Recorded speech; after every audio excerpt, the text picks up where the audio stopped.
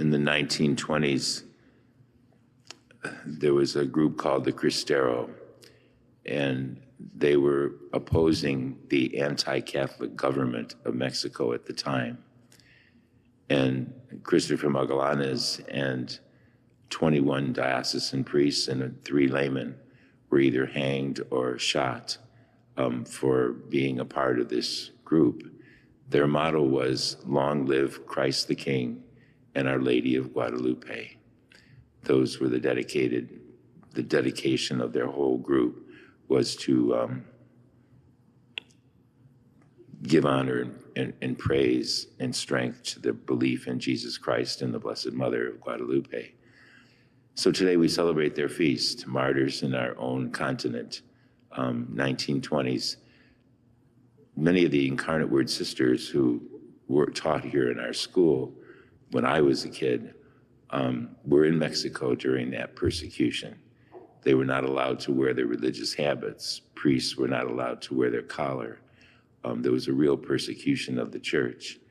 And so the sisters persevered and through it, and finally peace came. Jesus says in the gospel today, "Peace I leave with you, my peace I give you." Well, peace is something that we find difficult to define as much as we know the experience. We've all had occasions and times in our life when we've been at real peace with God, with family, with one another, whatever it might be. And the peace Jesus gives is not a peace that is just the absence of war or conflict. And it's not just that nations operate separately or that there's peace in a house when everybody leaves home. There has to be peace that comes from unity when nations work together for the good of the world, when family members work together for the good of the family, when individually we are at peace with God because we have tried to turn away from sin and be close to Christ. That's the kind of peace, it's unity.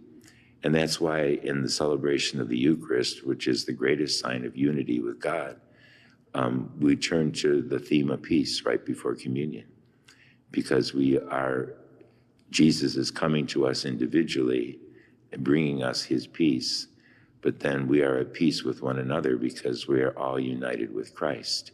It's a beautiful, beautiful reality that Jesus created for us, and we continue to participate in the life of the church.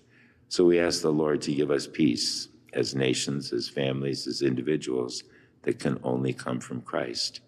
We're at peace not because we don't have any problems. We're at peace because the Lord is with us always, and he brings that peace even in the midst of those problems. Let us stand and offer our prayers and petitions.